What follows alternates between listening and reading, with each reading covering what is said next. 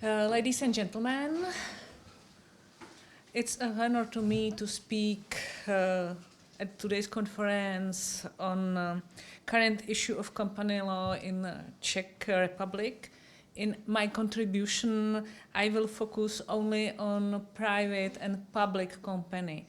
And as a terminology, I following MK, so notion public company, I mean joint stock company, and if I use notion private company, I mean limited liability company. The development of company law in the Czech Republic is very dynamic. The recodification of private law has contributed very strongly to this dynamism. This year, it is 10 years since the Civil Code and the Business Corporation Act came into force, two basic laws that regulate the regime of public and private companies. The new legislation has allowed not only the doctrine but also the courts to rethink the legal institutes of company law. Until 2014, the legislation was characterized by considerable rigidity. Most of the rules were considered mandatory by doctrine and the courts. Also, the German Satzungsstringer rule was never explicitly enshrined in Czech law. In principle, the legal rules governing public company and private companies were interpreted as if it existed. It was usual assumed that a division from the statutory rules was only possible if the law expressly allowed it. In judicial decision as well as in doctrine, the distinction between the regulation of a public company and private company have often been blurred. If a rule was formulated or imported for the situation of a public company, it was usually imported by the legislator, doctrine, or court for a private company too. This can be well illustrated by the extension of some of the requirements of the second directive to the regulation of private companies.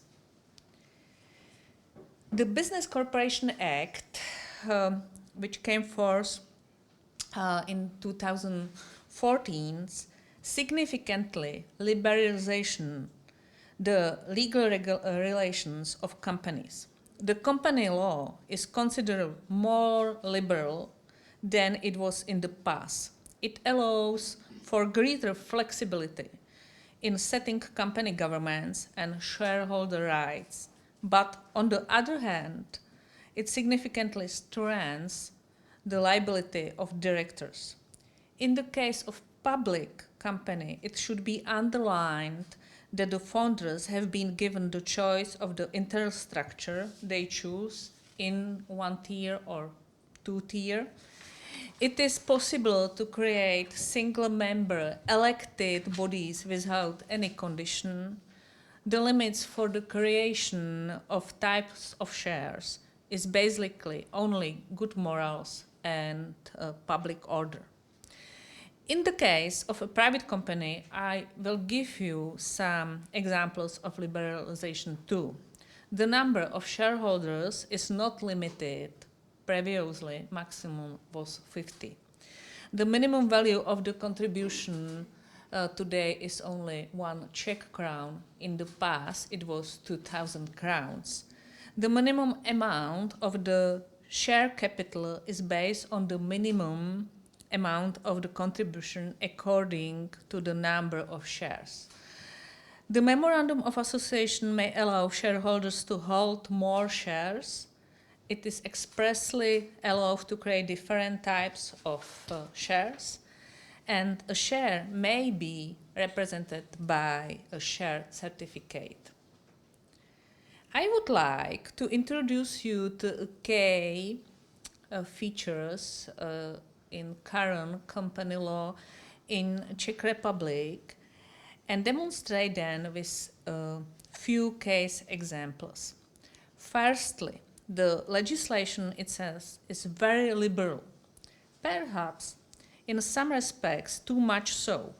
I would like to demonstrate this looking at the issue of the unlimited term of office of director in a public company.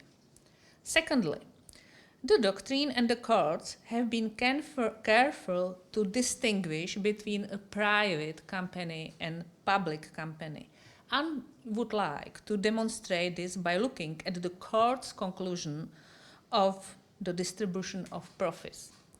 Thirdly, the court's approach to the consequence of deviation from the mandatory rules is also encouraging. I would like to illustrate this with a decision concerning non-compliance with the required from the legal transaction between a one-member company and a sole shareholder outside the ordinary court of business. Let me start with the first issue, unlimited termination of office of director in public company. You can see the wording of section 439. It provides that if the articles of association of the contract and of office do not specify the length of the term of business of director, it is 3 years.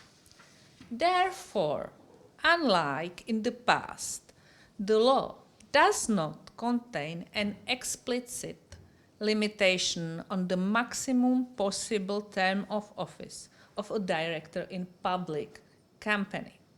There has been some discussion in the doctrine as to whether an unlimited term of office can be provided for, as in the case of private company.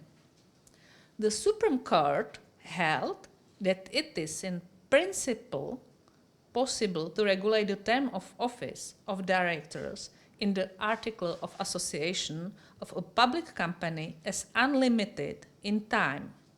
The main arguments for this conclusion are: the first, the absence of an express limitation of the term of office, and the second, the possible for the general meeting to remove directors from office at any time.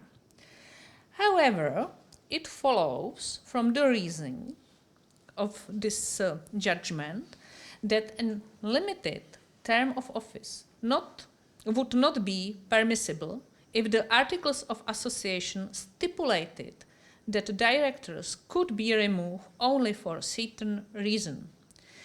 In view of the statutory wording, I agree with the Supreme Court view. De lege ferenda, however, the Czech legislator should consider returning to a limited term of office. Term limits are one of the tools of good corporate governance, as they ensure regular evaluation of directors. Good corporate governance may be undermined in the case of indeterminate term.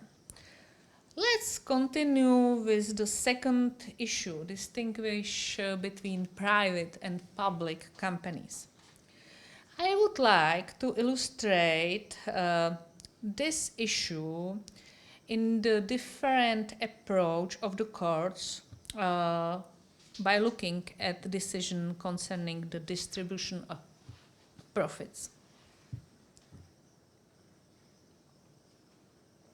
Generally speaking, the legal regimes of a private company is more default than that of a public company. In other words, the autonomy of a private company to set its internal relationship is much broader than that at a public company. A nice example is the approach of the courts and their discretion in the distribution of profits. The wording of statutory rules in this matter is fundamentally the same for both types of companies. Following European law, the Business Corporation Acts provides for balance sheet tests to be followed when deciding on the distribution of profits. If they are complied with, the law no longer lays down any rules as to whether or not or under what condition a company is obliged to distribute profit.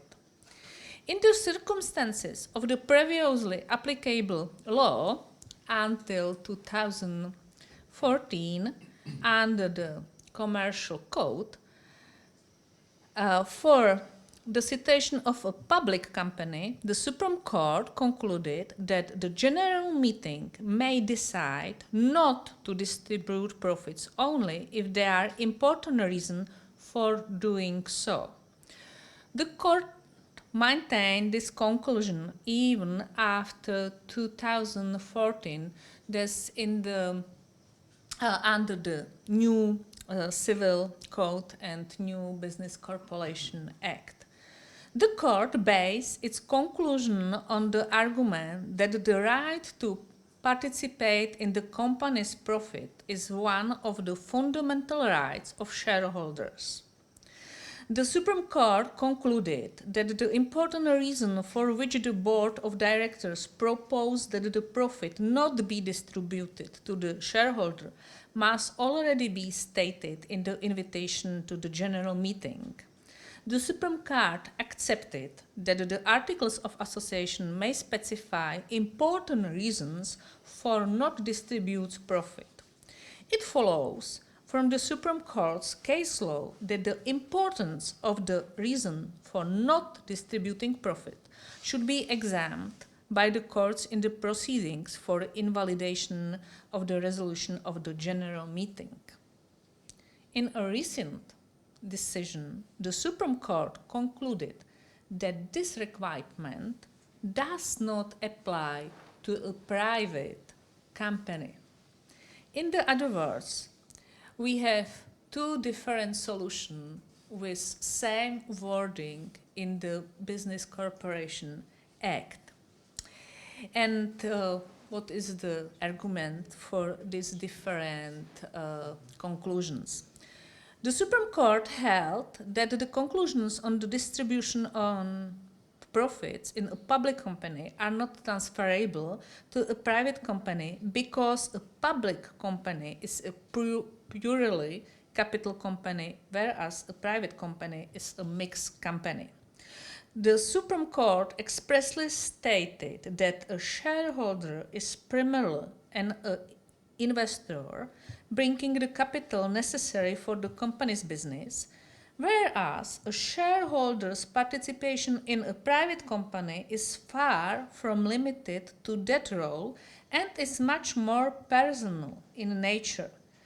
Precisely in view of that fact, a shareholder's participation in public company essentially represents an investment, the return on which the shareholder regularly relies through the right to participate in the company's profit as one of the basic shareholder rights, and that the influence of minority shareholders on the management and control of the company is often insignificant.